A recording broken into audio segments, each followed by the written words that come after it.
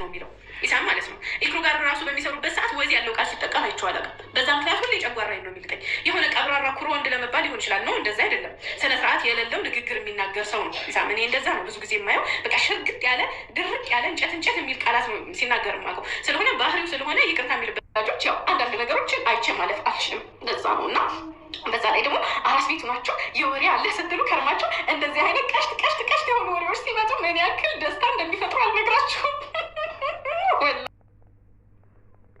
አቤት አቤት አቤት አቤት አቤት ረምዲ እውነትም የወሬ ጥማት ትላላችሁ በውሸት ወላሂ አልሻረ ቢስሚላ። አቤት አቤት አቤት እውነትም ወሬ ናፍቆሽ ሰንብቷል ማለት ነው ረምላ። አሰላሙ አለይኩም ወራህመቱላሂ ወበረካቱ። ውድና የተከበራችሁ ውድ ቻናሌ ቤተሰቦች እንዴት ናችሁ? ደህና ናችሁ ወይ? እኔ በጣም ሰላም ነኝ አልሐምዱሊላህ። እንግዲህ ዛሬ እየላችሁ የመጣሁት እንደምትመለከቱት ወይዘሮ ረምሊ ማለት ነው። ረምሊ የደሴዋ አቤት የወሬ ጥማት ከአራስ ቤት ትላላችሁ እና እንደዚህ ቀሽት ያለው ወሬ ሲገኝ እንዴት ደስ ይላል አለች። አቤት ግን ሌሽ ነው ወላሂ አትበይ፣ በውሸት ወላሂ አትበይ። አረ እንደው እነዚህ ዩቲዩበሮች ተው እንደው የምነክቷቸው ነው እንደ የዩቲዩብ ብር የቀመሰ ሰው በሙሉ ሳስበው ትንሽ በቃ ነካ ያረጋቸው ይመስለኛል ማለት ነው። እንደው ታቅላቸው አይደሉም ይመስለኛል ማለት ያው እነዚህኞቹም የሰሩትን ባልደግፍም ጥሩ ነው ባልልም ግን ደግሞ ወላሂ ብሎ መዋሸት በጣም ትልቅ ስህተት ነው ማለት ነው። እና ረምሊ አንዳንዴ እያሰብሽ ተናገሪ የምንናገረውን ቃል ማለት ነው። እና የነሱ ፊልም ወይም የነሱ ድራማ ላይ ወላሂ ማለት የለብሽም።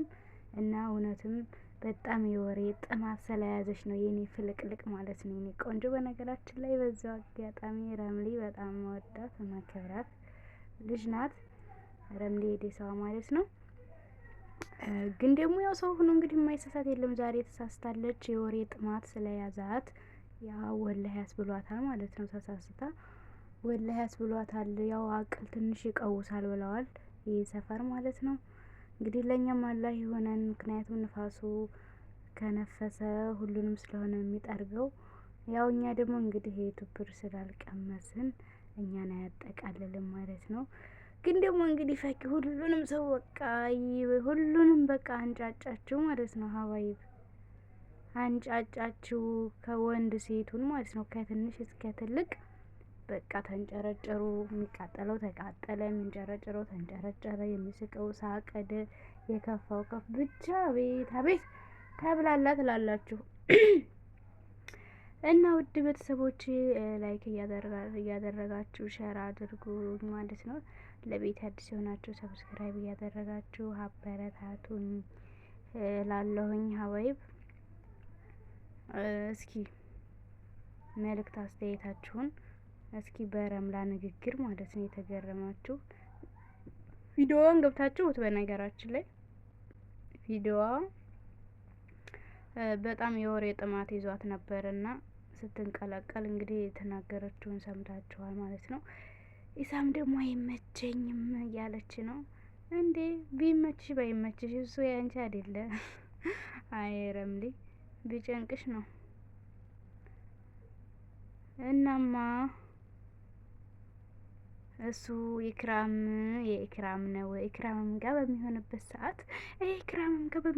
ሰዓት አይመቸኝም ነበር። እንጨት የሚል አማርኛ ነው ያለው።